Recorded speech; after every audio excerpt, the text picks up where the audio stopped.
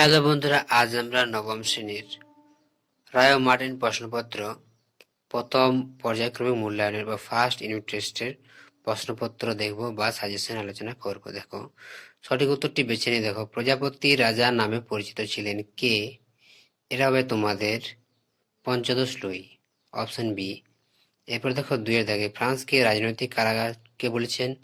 এটা হবে Voltaire, option D. Capitation ছিল ফ্রান্সের কি? একটি হবে উৎপাদন ভিত্তিক কর, option C. The spirit of laws গ্রন্থের রচয়িতা হলেন কি? মন্তেস্কু, এটা হবে option C, Montesquieu, option C. ফরাসি বিপ্লবের জনক কে ছিলেন? এটা হবে রুসো, অপশন সি, রুসো। সন্ত্রাসের রাজত্বের নায়ক কে ছিলেন? এটা হবে Robespierre, option B, Robespierre, option B. নেপোলিয়নের জন্মগ্রহণ করেন কোথায়? কর্সিকায়, কর্সিকা দ্বীপে। কোড নেপোলিয়নের ধারা সংখ্যা কতগুলো ছিল? তো এটা হবে অপশন বি, 2800 এরপরে গ্র্যান্ড আর্মি নিয়ে মস্কো অভিযান করেছিল কত সালে? 1821 খ্রিস্টাব্দে।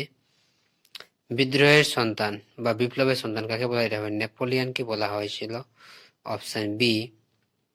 এরপর দেখো 2-1 কথায় উত্তর দাও। জনসাধারণ কাদের অর্থলোলুপ নেকড়ে বলেছিল? এটা হবে অভিজাতদের বলা হয়েছিল। ব্রাউন্সের ঘোষণা কবে জারি হয়? 1792 সালে, জুলাই মাসে। এরপর দেখো কোন দেশকে সমুদ্রের রানী বলা হয়? এটা হবে ইংল্যান্ডকে বলা হয়। ওয়াটারলু যুদ্ধ হয়েছিল কত সালে? দেখো এরপর দেখো স্তম্ভ মেলা দেওয়া আছে। 1-এর স্তম্ভ হবে সি, 2-এ হবে ডি, 4-এর দাগ এ, বি, 3। এবার দেখো 2-এ 3 বাকি উত্তর দাও। লেতর দাগ কেসে কি? উত্তরটা দেখো, লেতর দাগ কেসে কাকে বলা হয়? দেখো লেতর দাগ কেসে উত্তরটা দেখে নাও বা খাতায় লিখে নাও বা স্ক্রিনশট নিয়ে নাও। 2-এর দেখে দেখো, টেনিস কোর্টের শপথ কি বা কাকে বলে? টেনিস কোর্টের শপথ বলতে কি বুঝে? দেখো টেনিস কোর্টের শপথ, এগুলো কিন্তু 2 মার্কের কোয়েশ্চেন।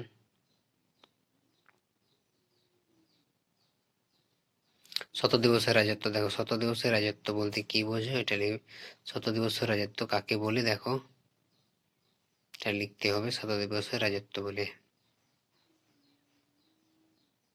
এরপর দেওয়া আছে পোড়ামাটি নীতি। পোড়ামাটি নীতি বলতে কি বোঝো? তো পোড়ামাটি দেখো উত্তরটা দেখে নাও, পোড়ামাটি নীতি কাকে বলে?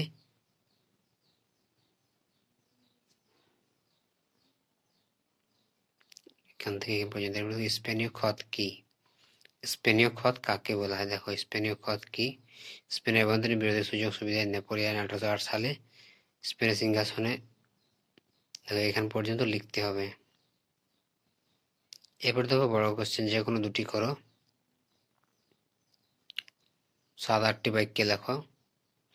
দেখো কোড নেপোলিয়ন সম্পর্কে আলোচনা করো। এখান থেকে লিখবে। এরপরে আরো কিছুটা অংশ বাকি আছে, দেখো কোড নেপোলিয়নের বাকি অংশটা দেখে নাও। এরপর কোড নেপোলিয়নের এটা বাকি অংশ, প্রবর্তনের কারণ, আইনের সংহিতার রচনা, বৈশিষ্ট্য, এগুলো করবে। এরপর দেখো 2-এ নেপোলিয়ন জার্মানিতে কি ধরনের পুনর্গঠন করেছিল? 2-এর কোশ্চেনের উত্তর হবে, দেখো 2-এর কোশ্চেনের উত্তরটা দেখে নাও। দেখো নেপোলিয়ন কিভাবে জার্মান পুনর্গঠন করেছিল? জার্মানির পুনর্গঠন এভাবে পয়েন্ট দিয়ে লিখবে। পয়েন্ট দিয়ে এভাবে লিখবে। এখান পর্যন্ত শেষ।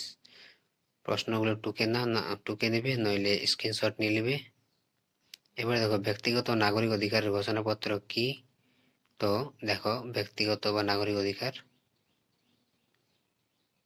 মানুষ নাগরিক অধিকার ঘোষণা, এগুলো সীমাবদ্ধতা, গুরুত্ব, এগুলো লিখতে হবে।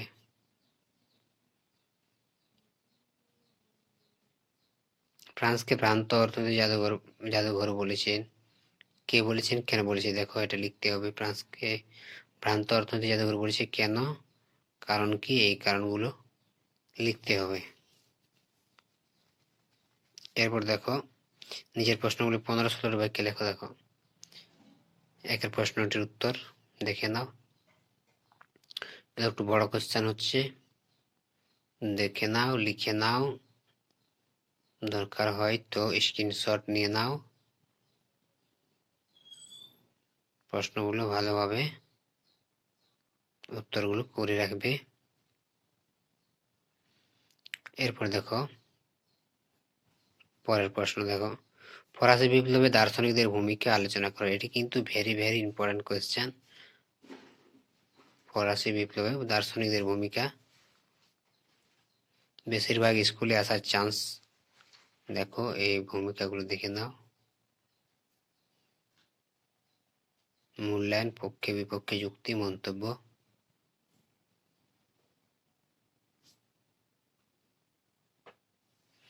দেখো নেপোলিয়ন বোনাপার্টের উত্থান ও ক্ষমতা লাভ আলোচনা করো। এর উত্তর দেখে নাও।